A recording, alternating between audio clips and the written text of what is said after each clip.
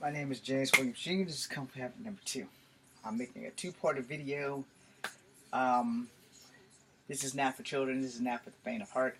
And this video is honestly, truly to God about racism. Alright? As I've said this before, and I'll say this again, and I may say this 1,000 more times before the end of my life. Racism is a hot topic. It's so hot it can't stay in my pocket. As a person who has been the victim of racism all my life because I am multicultural, let me drop this dime on you one more time of me being Cherokee Indian, black, and white. We as human beings have taken a lot of steps forward, and we've taken a fuck ton of steps backwards. Alright? As of light of the events over the weekend, as of light of the events over the last few years between the Obama presidency as well as the Trump presidency, there have been a lot of radicalization of people. Some of it for racist manners, some of it for domestic terrorists, some for both. And we're basically like throwing our hands in the air. We're not even really attempting to address this shit. Not really.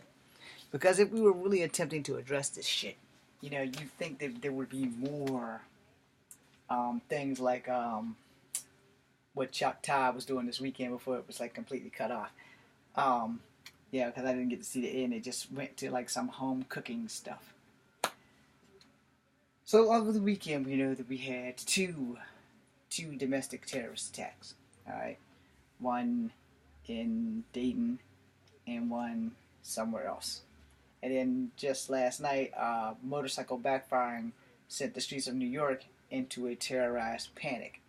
And with the way that the world has been working, you can't really blame the guys running around. And I never seen Pikachu move so fast, because he's not even that fast in the cartoon. But this guy in the Pikachu outfit was just like flying.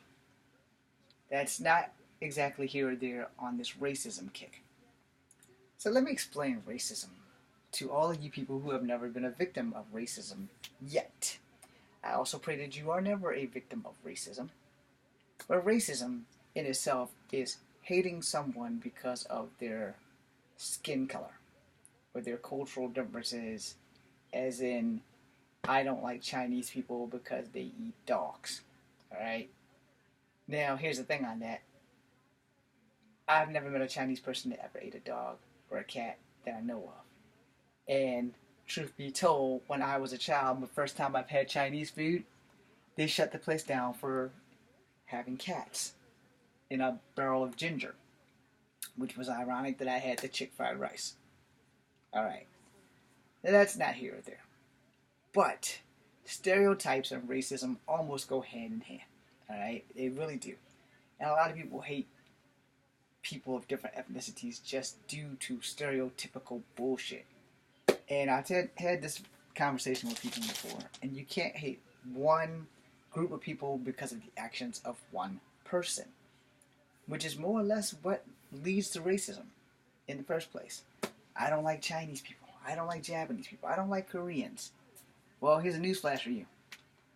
Most Japanese and Koreans don't like each other either. So me not liking them isn't helping the situation. Alright? And you not liking them isn't helping the situation. And the thing that people are hating on a lot of Asian cultures for is because of the wars that we've gone to with them. I don't recall us being in war with China, unless you call this tariff thing a war. But we did go to war with Japan because Japan woke up a sleeping dragon. And that was way back in Pearl Harbor. And all the Japanese Americans suffer for it. Matter of fact, if you were of Asian descent during that time, you probably was mistaken for Japanese and put in treatment camps. Now, here's where things get funky. Because Native Americans are biologically Asian. But the scientists that came up with all that shit changed everything, so the yellow man became the red man. But the yellow man was always the red man because they came from out of the Asian country and then spawned out. We have a lot of racists towards Native Americans being that I'm part Native American, I figured to stand up and make a stand about that because it deeply disturbs me that we don't address racism on any level until somebody gets hurt. One of the most racist things that our incoming president did was dishonor his word about not touching Standing Rock. I don't like liars. No. And he told people of Standing Rock if he won that he would not touch Standing Rock. Even our exiting president signed a protection order to protect Standing Rock, and the first thing that our entering president did was get rid of that. Here's the problem. If you go back to 1993, you can tell that our entering president did not like Native Americans to begin with. So not only did he lie, but he double fucked them. He tried to fuck them over casinos, so he couldn't get that. So as a hit of revenge, he fucked the Lakota over Standing Rock. And here's the thing on that. You know, Native Americans have had to adapt to a lot. And no one takes that into account. Yet, they also have some racist tendencies. I know I've been a victim of a Native American racist assault too. Alright, just so that you know, there are no race of people that can be held responsible for racism because all races of people have racism in them. I should know, I've been a victim of racism from all different types. I've been a victim of racism from Spanish people, Native American people, which are the Asian count. I've been a victim of racism from black people and white people. And racism isn't a joke. And when you are mixed, you will always be on somebody's radar. Why is that? Because you'll get the half-breed jokes, or you'll get the, you're not black enough to be a black man. You're not Cherokee enough to be a Cherokee. And you will never be white enough to be a white man. So when you have those things flung at you, you tend to be a little bit aware of stuff. I've given this story 10,000 times. I'll give it 10,000 more. My Native American culture is important to me. It never really became a burden or a curse until I was working at Kegler's, where it was pointed out every day that I was partially Native American. Of course, to the guy that kept calling me Chief, he probably thought I was all Native American because he kept calling me Chief. He never would call me Scout or anything that was like non-racist sounding. He just called me Chief. As proud as I am of my Native American culture, I am not the chief. I'm not a descendant of a chief. I'm a descendant of a Native American woman twice over. Both sides of my Native American heritage comes from females. No, which at one point probably came from males because they had Native American fathers or more mothers who had Native American fathers. You get the genealogy. The point of the matter is, you know, until I hit that 23andMe package, we won't know.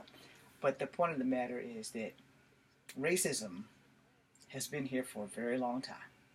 It will continue to be here for a very long time unless we, the people, have a sit-down talk.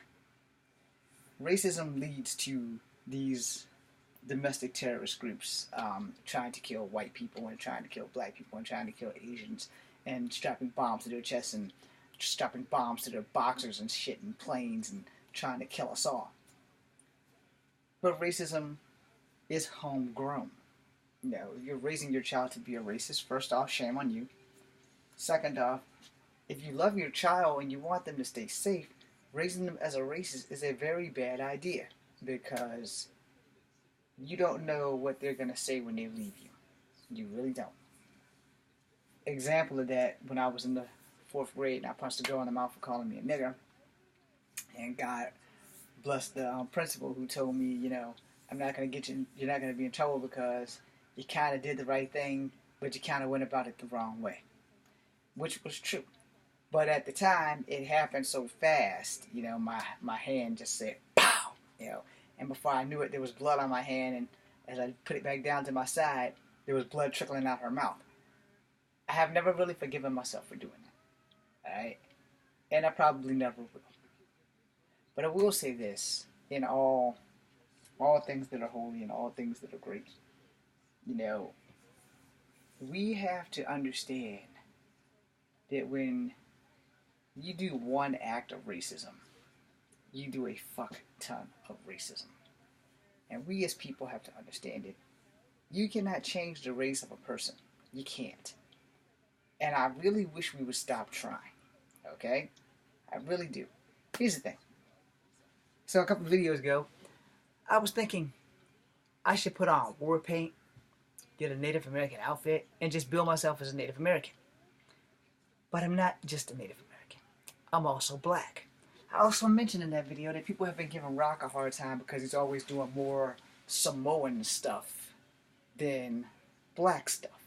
And then the one time he wanted to do a full black project, people are telling him, well, you're not black enough. So I'm going to make another video after my second racist video about not being black enough. Just want to put that out there. How do we know when we're not black enough? Stay tuned for that video.